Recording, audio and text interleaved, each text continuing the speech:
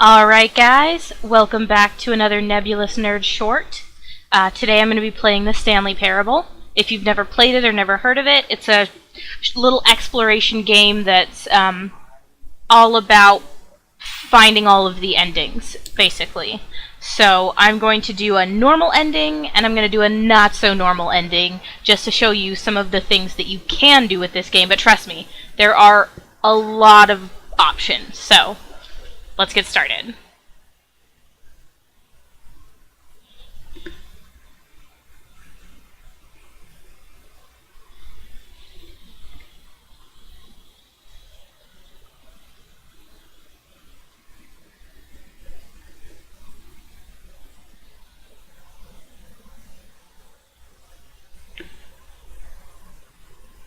This is the story of a man named Stanley. Stanley worked for a company in a big building where he was employee number 427. Employee number 427's job was simple. He sat at his desk in room 427 and he pushed buttons on the keyboard. Orders came to him through a monitor on the desk, telling him what buttons to push, how long to push them, and in more. This is what employee 427 did every day, every month of every year. And although others might have considered it soul-wrenching, Stanley relished every moment of the orders he gave, as though he had been made exactly for this job. Stanley was happy. And then one day, something very peculiar happened. Something that would forever change Stanley. Something he would never quite forget. He had been at his desk for nearly an hour when he realized that not one single order had arrived on the monitor for him to follow. No one had showed up to give him instructions, call a meeting, or even say hi. Never in all his years at the company had this happened, this complete isolation. Something was very clearly wrong. Shocked, frozen solid, Stanley found himself unable to move for the longest time. But as he came to his wits and regained his senses, he got up from his desk and stepped out of his office. Alright, so here's where I make my decisions. All of his co-workers were gone. What could it mean? Stanley decided to go to the meeting room. Perhaps he had simply missed a memo. No matter how hard Stanley looked, he couldn't find a trace of his co-workers.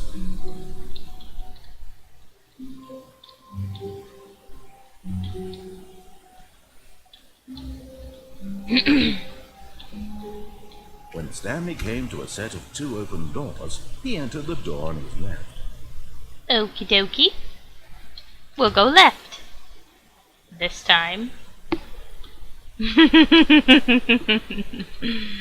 Yet there was not a single person here either. Feeling a wave of disbelief, Stanley decided to go up to his boss's office, hoping he might find an answer there. The future was yesterday, tomorrow is now. Tomorrow, complete today's unfinished agenda items. Write next day's agenda. Reflect. They got some pretty neat stuff. Using slides to assure employees that everything is okay.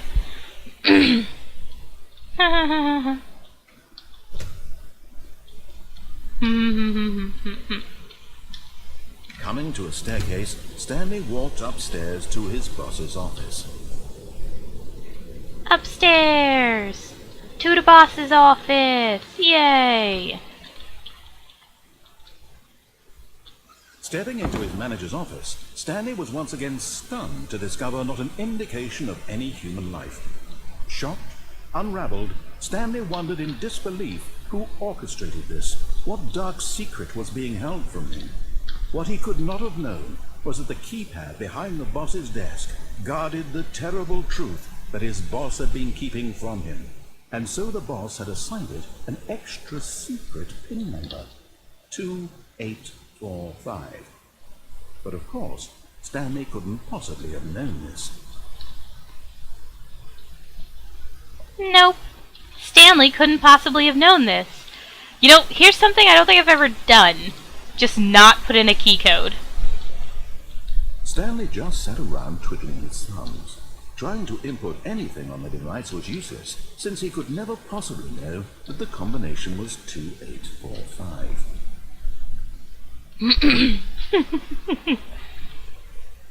I'm just gonna walk around. I want to see... 2845. Can you hear the narrator's irritation? Ah.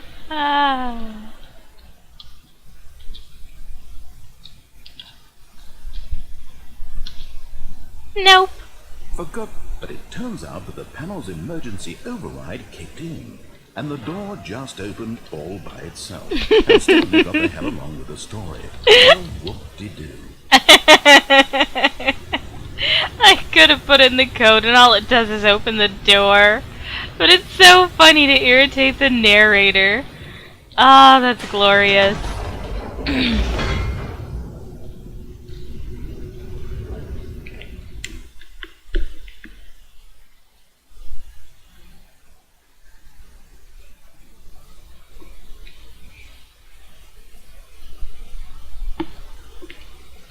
Descending deeper into the building, Stanley realized he felt a bit peculiar.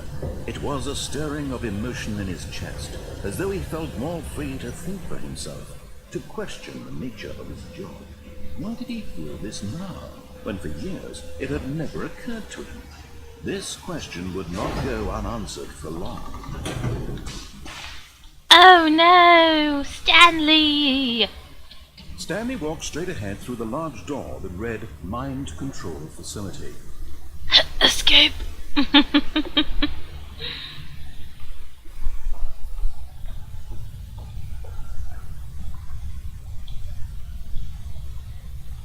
Push the button. The lights rose on an enormous room packed with television screens. What horrible secret did this place hold? Stanley thought to himself. Did he have the strength to find out? Oh my gosh! Sure I do. Come on, Stanley, we'll do it together! Poke the button. Now the monitors jumped to life. Oh. Their true nature. Mine. Each bore There it the is, number 427. of an employee in the building. Stanley's co-workers. The lives of so many individuals reduced to images on a screen. And Stanley, one of them, eternally monitored in this place where freedom meant nothing. If you look kind of close to the middle of the screen, I don't know if you guys caught it, but my office is the one right above the yellow, the really bright yellow one. That was 427. Anyway, moving right along. I won't waste your time. Oh wait! Hey! There it is! See? There it is! 427. Anyway, not important. Push the button! This mind control facility, it was too horrible to believe it couldn't be true. Fired Stanley employee! had been under someone's control all this time? Was this the only reason he was happy with his boring job? That his emotions had been manipulated to accept it blindly? Oh no! No. He refused to believe it. He couldn't accept it. That one says pirate! In someone else's control? Never. It was unthinkable. Wasn't it? Was it even possible? Had he truly spent his entire life utterly blind to the world? But here was the proof. The heart of the operation. Controls labeled with emotions. Happy, or sad, or content. Walking, eating, working. All of it monitored and commanded from this very place. And as the cold reality of his past began to sink in, Stanley decided that this machinery would never again exert its terrible power over another human life. For he would dismantle the controls once and for all. Oh yeah, it's just buttons.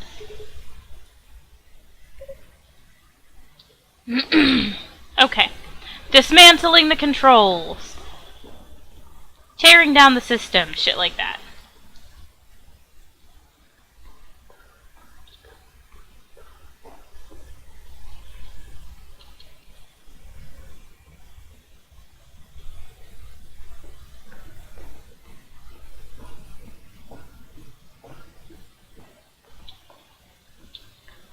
I was trying to read the fine At print. last he found the source of the room's power. He knew it was his duty, his obligation, to put an end to this horrible place and to everything it stood for. Oh no, I can't see nothing! I'm blind!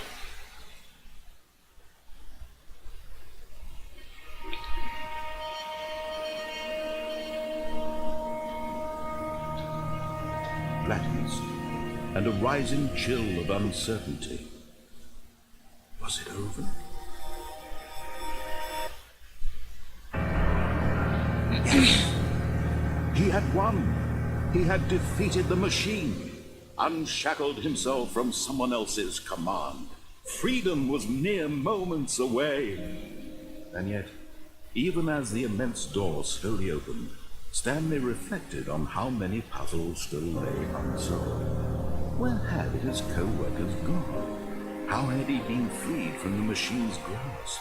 What other mysteries did this strange building hold? But as sunlight streamed into the chamber, he realized none of this mattered to him, for it was not knowledge or even power that he had been seeking, but happiness. Perhaps his goal had not been to understand, but to let go.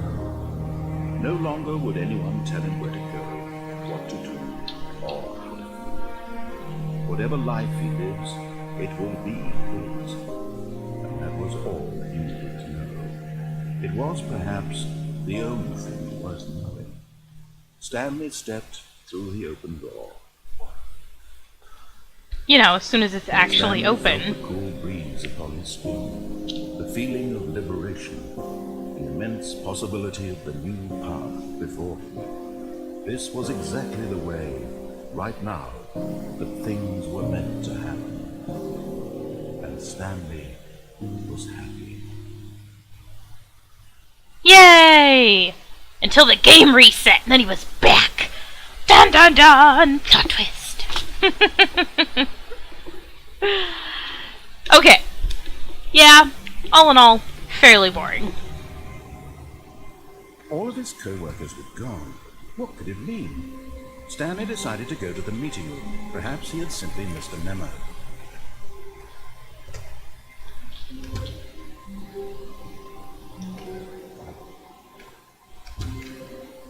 That's... okay. Wonder if any of the other doors open. No, huh? That's kind of a bummer. Alright. Well, I know the numbered doors don't, and the doors that I came through don't, but I didn't know I could open and close that door. I've never done that before. I know those doors don't open. Those are kind of lame. But, whatever. Whatever! Nope. When Stanley came to a set of 2 open doors, he entered the door on his left. This was not the correct way to the meeting room, and Stanley knew it perfectly well. Perhaps he wanted to stop by the employee lounge first, just to admire it. I don't want to stop by the employee lounge. I want to open another door. Ah, yes, truly a room worth admiring. It had really been worth the detour after all, just to spend a few moments here in this immaculate, beautifully constructed room. Stanley simply stood here, drinking it all in. But eager to get back to business, Stanley took the first open door on his left. I could do that, but I won't. Stanley was so bad at following directions, it's incredible he wasn't 5 years ago. That's a key card. I don't think I ever see a key card. Look, Stanley, I think perhaps we've gotten off on the wrong foot here. I'm not your enemy, really, I'm not. I realize that investing your trust in someone else can be difficult, but the fact is that the story has been about nothing but you all this time. There's someone you've been neglecting, Stanley. Someone you've forgotten about. Please, stop trying to make every decision by yourself. Now, I'm not asking for me, I'm asking for her. This is it, Stanley. Your chance to redeem yourself. To put your work aside. To let her back into your life. She's been waiting. Mm-hmm. That's her, Stanley. You need to be the one to do this, to reach out to her. If you can truly place your faith in another, then pick up the phone. As Stanley picked up the phone, a white light engulfed him, filling him not just with radiance, but with hope. Hope for a life reunited one... Wait. Oh, goodness. Stanley, did you just unplug the phone? No, that wasn't supposed to be a choice. How did you do that? You actually chose incorrectly. I didn't even know that was possible. Let me double check. No, it's definitely here, clear as day. Stanley picks up the phone. He's taken to his apartment where he finds his wife, and the two pledge themselves to one another. Music comes in, fade to white, roll credits. Not picking up the phone is actually somehow an incorrect course of action. How is that even possible? None of these decisions were supposed to mean anything. I don't understand. How on earth are you making meaningful choices? What did you... Wait a second. Did I just see... No, that's not possible. I can't believe it. How had I not noticed it sooner? You're not Stanley. You're a real person. I can't believe I was so mistaken.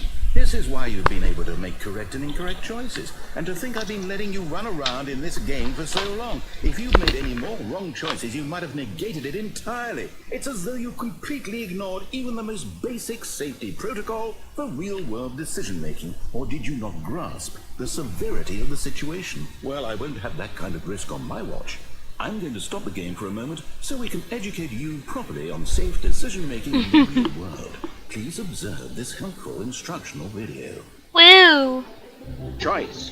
It's the best part of being a real person, but if used incorrectly can also be the most dangerous. For example, in this scenario, a hypothetical real person named Stephen has a choice. He could spend years helping improve the quality of life for citizens of impoverished third world nations. Or he could systematically set fire to every orphan living in a 30-kilometer radius of his house. Which choice would you make? Remember that unlike here, the real world makes sense, and at no time should you make a choice that does not conform to rational logic. If you find yourself speaking with a person who does not make sense, in all likelihood, that person is not real. Allow the person to finish their thought, then provide an excuse why you cannot continue talking. Turn to a partner and practice saying, "My goodness, is it 4:30? I'm supposed to be having a back sack and crack." A back sack and crack? What the fuck is that supposed to be? Ooh, look at me, I'm a funny old school advertisement. Making choices on a regular basis is the best part to a healthy decision-making process. Most medical professionals recommend making at least 8 choices per day. Do you make more than 8? Less? And finally, if you begin to wonder if your choices are actually meaningful and whether you'll ever make a significant contribution to the world, just remember that in the vast infiniteness of space, your thoughts and problems are materially insignificant, and the feeling should subside. At this time, your instructor will guide you in an exercise to test and reinforce the material covered in this video. Welcome back. You may have noticed that this room has begun to deteriorate as a result of narrative contradiction. But not to worry. Now that you're properly informed on good decision-making, we're going to revisit a choice you made just a few minutes ago and see what the correct thing to do would have been. This way, please. Okay.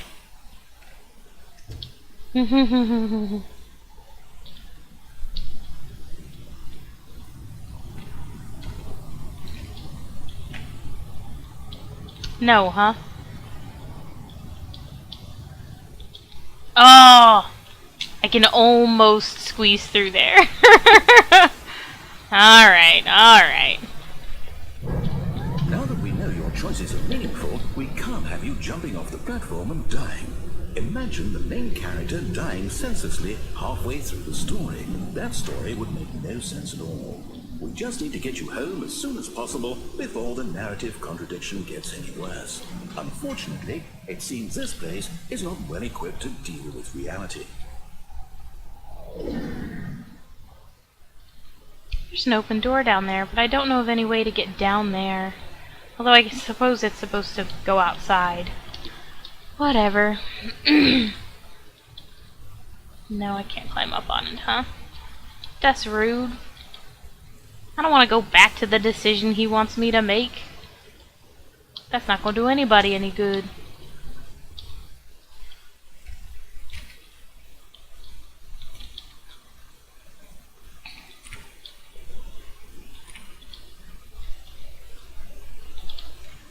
Almost there. You'll take the door on the left, back to the correct ending, the story will have resolution once again, and you'll be home free in the real world.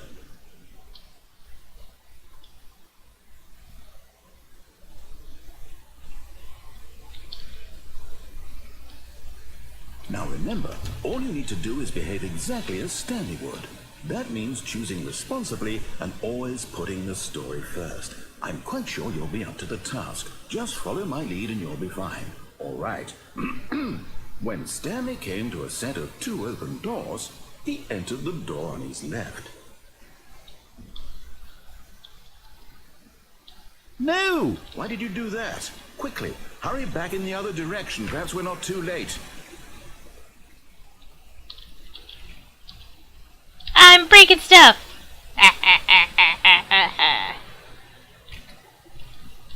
Just being purposely rude now.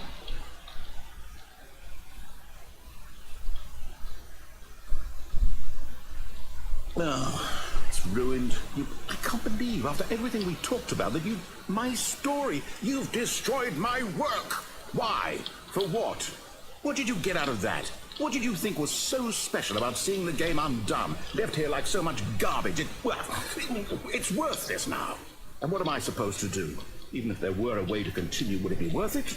To know that my story is now incorrect? How can I go back to that? I can't erase that knowledge. I'll have to live with it forever. Reliving its impossibility forever. Oh, I couldn't live that way. Is it better to shut the game down entirely? To willingly destroy all of my work? I don't know. What's the answer? What do I do? What do I do? What do I... No, I have to. I have to shut the game down. I have to. I have to. Oh, well, that's bad.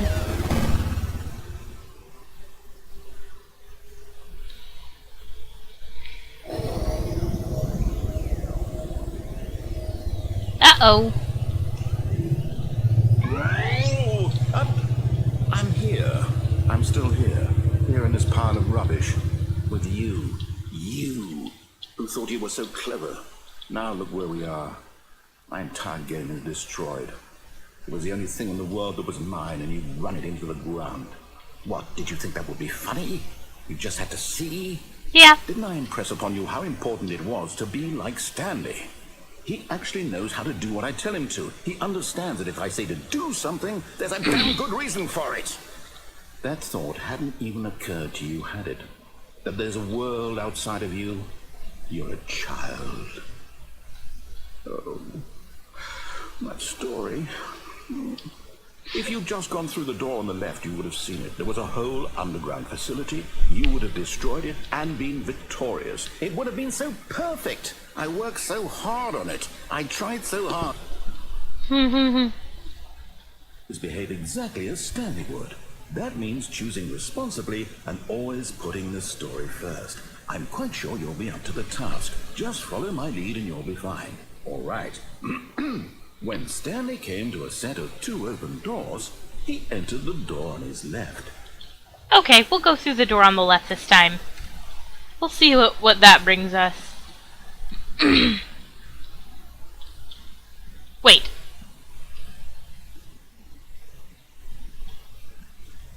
No, this isn't the door with the broom closet. More's the pity. Yet there was not a single person here either. Feeling a wave of disbelief, Stanley decided to go up to his boss's office, hoping he might find an answer there. Aw, I can't go into the broom closet? That's a shame. That's a pretty funny segment, but meh. Oh. To a staircase, Stanley walked upstairs to his boss's office. Oh, I know what... I remember this one. Okay. I don't suppose... Oh. Nope, I can't go in there either. That's a bummer. Looks different, Stepping right? inside his manager's office, Stanley was once again stunned to discover not an indication of any human life. Shocked, unraveled, Stanley wondered in disbelief who orchestrated this, until he saw the door with a voice receiver next to it. Surely behind this door lay all the answers to his questions. And beyond all probability, he knew the passcode. He had seen it on his boss's computer just last week. Nightshark 115. Was this the code to open the door? Would it still work? There was only one way to find out. Stanley had been trained never to speak up, but now he would draw from within himself the courage to face the unknown. He drew a sharp breath and then spoke the code. Nightshark 115? Yeah, I didn't think that would work. I want to. I would love to do that for you, narrator. Stanley spoke the code. Nightshark 115. He spoke it into the receiver, right there on the wall. Nightshark 115! Yeah, that's not real. I'm sorry, is there a problem? You didn't mishear me, did you? Please speak the code into the receiver. Otherwise we can't get on with the story. This is a crucial step.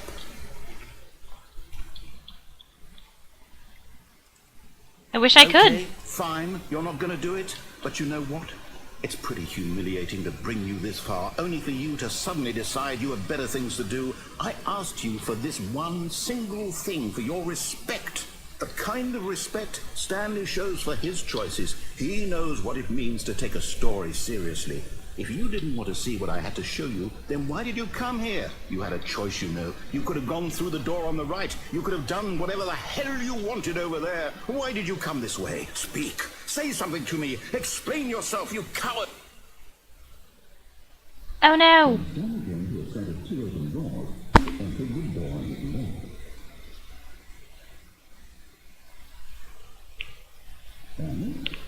Hello? Is everything okay? Stanley, please. I need to make a choice. Well, that's it, guys. Thank you very much for watching my video. That's the Stanley Parable.